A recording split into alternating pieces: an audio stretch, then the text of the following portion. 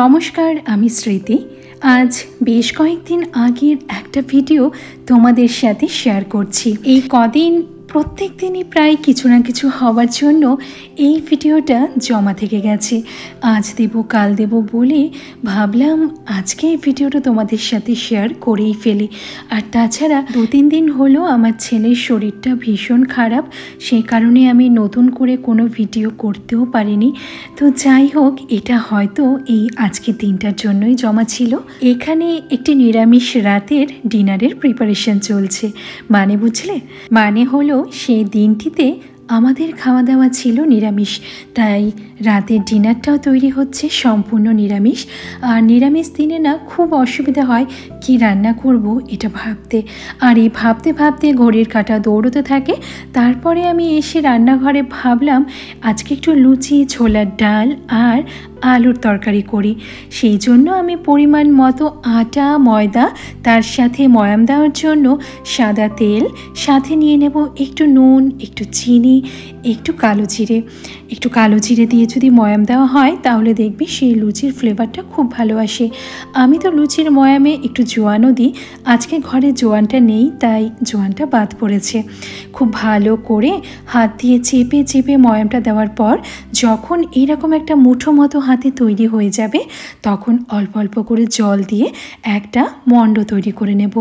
আর যেহেতু লুচির আটা এখানে মাখছি, সেই কারণে মণ্ডটা হালকা একটু শক্ত হবে। মানে রুটির আটা তো একটু নরম হয়, আর লুচির আটা তুলনামূলক একটু শক্ত করে মাখতে হয়। এখানে 10-15 মিনিটের জন্য রেস্টে থাক। ততক্ষণ আমি প্রেশার কুকারে কয়েকটা আলু সেদ্ধ বসিয়েছিলাম। খোসা সমেত আলুগুলো সামান্য নুন দিয়ে সেদ্ধ করে নিয়েছি। সেই জল থেকে এখন আলুগুলো একটা একটা করে তুলে নিচ্ছি। এখানে আমি আলুর দম তৈরি করব না, একটা চটপট আলুর রেসিপি তোমাদের সাথে শেয়ার করব। আর প্রেশারের জলটা ফেলে দিয়ে, মানে যে জলে আলু সেদ্ধ করেছিলাম না, সেই জলটা ফেলে দিয়ে এই যে ধুয়ে ভিজিয়ে রাখা ছোলার ডাল সেদ্ধ বসিয়ে দিচ্ছি। ডালটা আমি বেশ অনেকক্ষণ আগেই কিন্তু ধুয়ে ভিজিয়ে রেখেছিলাম। তারপর যা হয় একটু নুন, একটু হলুদ গুঁড়ো, কয়েকটা কাঁচা লঙ্কা আর একটু সর্ষের তেল দিয়ে প্রেশারের ঢাকনাটা বন্ধ করে ডালটা সেদ্ধ হওয়ার জন্য বসিয়ে দিলাম। আর এদিকে যে আলুগুলো খোসা সমেতই আমি সেদ্ধ করেছিলাম তার খোসাগুলো এবার ছাড়িয়ে নিয়েছি। আলুগুলো কিন্তু খুব ভালো মতো সেদ্ধ করা আছে, মানে ওই 30% বা 50% এরকম সেদ্ধ নয়, পুরো সেদ্ধ আলুই রয়েছে। ভীষণ গরম, কারণ এক্ষুনি তো দেখলে প্রেশারের ঢাকনা খুলেই আলুগুলো বের করেছি, তাই খোসাটা ছাড়াতে না একটু অসুবিধে হচ্ছিল, মানে হাতে গরম লাগছিল।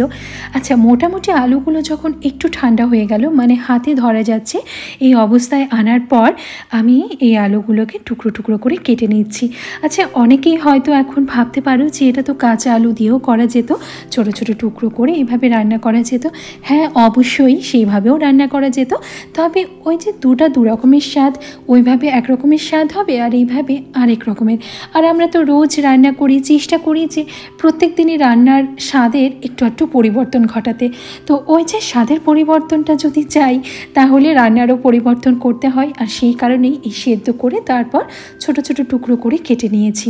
তো আলুগুলো অন্য একটা পাত্রে সরিয়ে রাখলাম। আর এদিকে না 2 টমেটো নিয়েছি আর তার সাথে কয়েকটা কাঁচা লঙ্কা।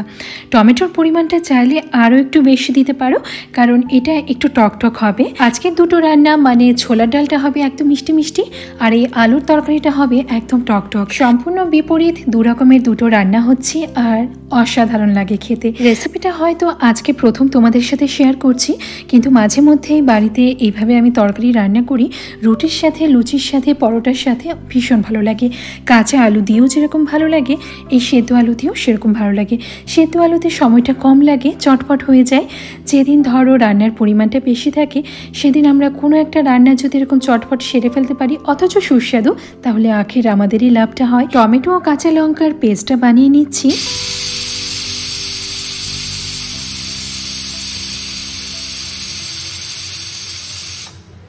আর অন্যদিকে ছোলার ডালটাও সেদ্ধ হয়ে গেছে।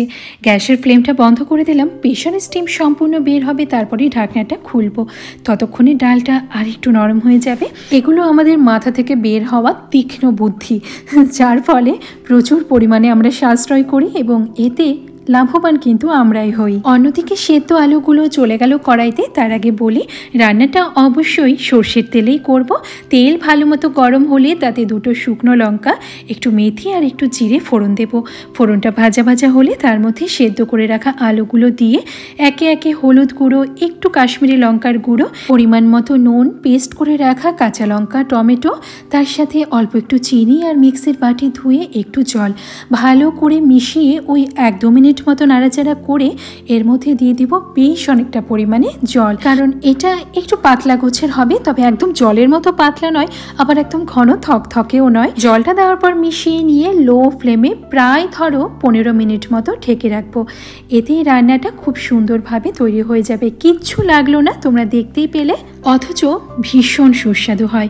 দেখো প্রায় 15 মিনিট পর ফিরে এসেছি আর যতটা জল দিয়েছিলাম সেটা কিন্তু অনেকটাই কমিয়ে এসেছে। আর ঠিক এইরকমই আমি রাখবো, একদম পাতলা নয় আবার ঘন থকথকেও নয়, এটা একদম পারফেক্ট মিডিয়ামে রয়েছে। অনেক সময় আলুর তরকারি করতে গেলে আমরা হাতা দিয়ে আলুগুলো একটু ভেঙে ভেঙে দিই না, এটার ক্ষেত্রে সেটার প্রয়োজন নেই। আর যেরকম দেখতে পাচ্ছ ঠিক ঘনত্বটা সেরকমই রাখবে। টমেটোটা যেহেতু পেস্ট করে দিয়েছি, তাই এই যে গ্রেভিটা সম্পূর্ণ টমেটো থেকেই এসেছে।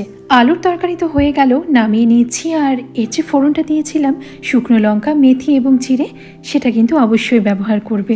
রোজকার রান্নায় স্বাদের পরিবর্তন যদি আমরা করতে চাই, তাহলে রান্নায় ব্যবহৃত যে মশলাপাতিগুলো সেগুলোর ব্যবহারেও ভিন্নতা আনতে হবে। ওদিকে সেদ্ধ করে রাখা ছোলার ডালেও ফোড়ন পড়ে গেছে। মিষ্টি মিষ্টি করে ছোলার ডাল বানিয়ে নিয়েছি, তার সাথে টক মিষ্টি আলুর তরকারি। অসাধারণ একটা কম্বিনেশন। স্বাদ এবং গন্ধ দুটোকে আরেকটু বাড়িয়ে তোলার জন্য দিয়ে দিলাম 1 চামচ মতো ঘি। আচ্ছা, এদিকে ছোলার ডাল এবং আলুর তরকারি সবই তো হলো, এখন ফুলকো ফুলকো লুচি ভাজবো আর গরম গরম তা পরিবেশন করব। তেল তো গরম বসে গেছে। অন্যদিকে দেখো লেচি কেটে নিয়েছি, বেশ কয়েকটা বেলাও হয়ে গেছে। কিছুটা পরিমাণ বেলে নিয়ে তারপরে ভাজবো, তারপরে আবার বাকিটা বেলে আবার ভাজবো। আজকে লুচিতে না আটা এবং ময়দা সম পরিমাণে রয়েছে, তবে বেশিরভাগই শুধু আটা দিয়েই লুচি বানাই।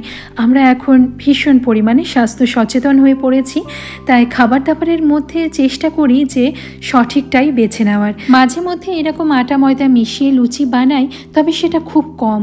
কি হয় বলো তো, মন যখন আছে ইচ্ছে তো করেই বলো, তো মাঝে মধ্যে নিজের ইচ্ছেটাকেও গুরুত্ব দেওয়া প্রয়োজন। আগে তো আমি আটার লুচি খেতেই পারতাম না, কারণ রুটি লুচির মধ্যে কোনো পার্থক্যই বুঝতে পারতাম না, গন্ধটা একই লাগতো। শুধু ময়দা মেখে লুচি বানানো হতো, একদম সাদা সাদা ফুলকো ফুলকো, আর খেতেও ভীষণ ভালো লাগতো। তারপর ধীরে ধীরে যখন তার অপকারিতাগুলো সামনে আসছে, তখন জেনে শুনেও কিভাবে তা ধরে রাখি বলো। তাই জন্য আস্তে আস্তে ছেড়ে দিয়ে এখন এই আটার লুচিতেই ফিরে এসেছি। এখন অভ্যেস হয়ে গেছে, সেরকম কোনো অসুবিধে আর হয় না, মানে আগের মতো অসুবিধে আর হয় না। ফুলকো ফুলকো লুচি, মিষ্টি মিষ্টি ছোলার ডাল আর টক মিষ্টি আলুর তরকারি আমার তৈরি। লুচি ভীষণ প্রিয়, বাঙালি বলে কথা। চলো ভিডিও এখানে শেষ করি। সবাই ভালো থেকো, সুস্থ থেকো।